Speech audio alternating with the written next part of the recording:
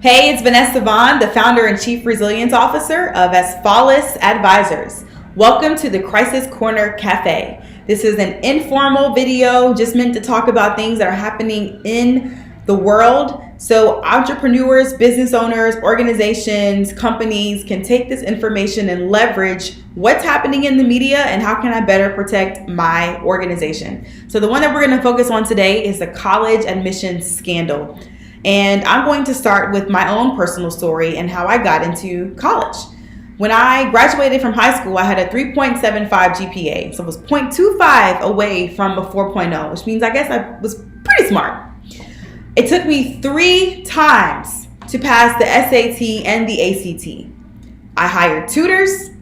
I went to classes before school and after school. I went to the library. I took practice exams. I did everything I could and I still came up very, very short. My test scores were extremely low. I was very smart, but I was not a good standardized test taker. When I got into college, I had a bit of a late start getting into my undergraduate degree studies simply because I had to go through courses that had to offset my test scores. I say all that to say it took hard work to get into college. I graduated with a 4-year degree and ended up majoring in Homeland Security and Emergency Management. I ended up being the first female in the state of Georgia with that degree program. When I got my master's in business administration and started to go through that process, again, I had to take the GRE and the GMAT.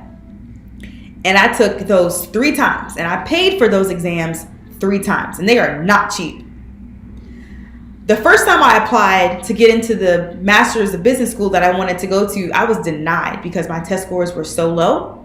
Although I had great essays, I had good work experience to balance that. I was managing a multi-million-dollar budget and I was having global business experience. My test scores were not enough. I had to apply a second time to the university to get accepted. But what I really appreciated about my alma mater is that they looked at me as a well-rounded person and they formed a committee to make a decision.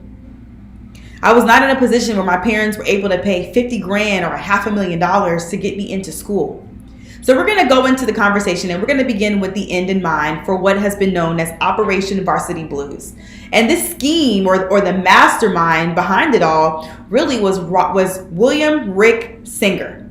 And he's the one who created a side door that about 50 people from Hollywood to top CEOs, college coaches, as well as standardized test administrators were able to get in and form bribes.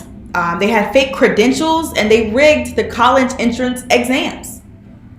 So prosecutors to date have laid out hundreds of pages of wiretapped phone conversations, emails, and bank and tax records depicting a scheme that rigged our college entrance exams. It also corrupted the athletic recruiting processes of at least 8 universities: the University of Southern California, UCLA, Stanford University, Georgetown University, Yale University, Wake Forest University, the University of Texas at Austin, and the University of San Diego.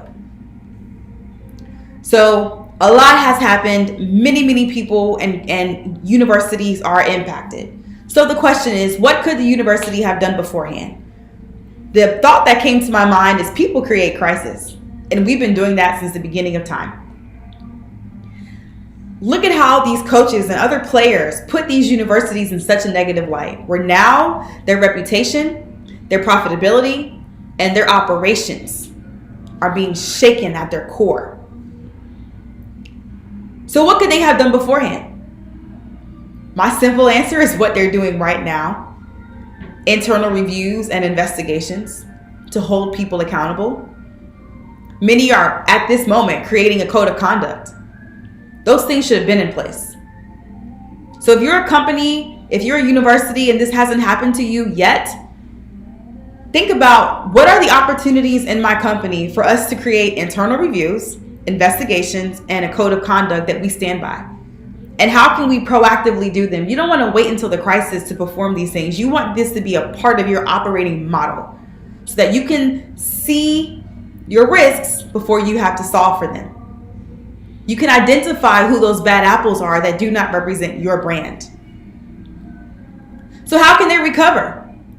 Well, the actions of every school impact their paying customers. So who are their paying customers? Students and alumni, from my perspective. And that's going to be where a lot of conversation and a lot of intentionality comes into play, because many universities have a very diverse set of students. And many students work very, very hard to get into college. So they're going to have an interesting time convincing those people as to why they should stick around. The number 2 thing I would do is remove those who played a role. Remove them from their duties immediately, as well as removing those students who did not follow the admissions process and who didn't really work to get in. I would also be transparent and determine the plan to rebuild their reputation and their credibility. Physically, write it on paper. What is the plan? How are we going to do that? Once the plan is written, I would communicate internally and externally. Again, identify who your key stakeholders are and communicate. And secondly, I would seek professional help. When I'm sick, I call the doctor. When my tooth hurts, I call my dentist. I don't have the credentials to manage those things without the help of a true advisor. So if you're a university, if you're a business, seek help. And I would even do so before the crisis happens. That way you have a relationship with your trusted advisor, and they've had an opportunity to get to know you and your organization. So that way it's effective when something actually happens. I turn it over to you. What do you think?